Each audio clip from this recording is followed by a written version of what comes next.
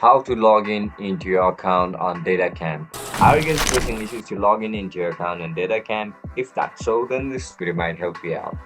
Without further ado, let's dive into the video. First of all, open browser on a laptop or mobile devices.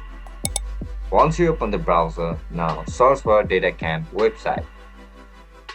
Now click on the first option, Data Science Courses.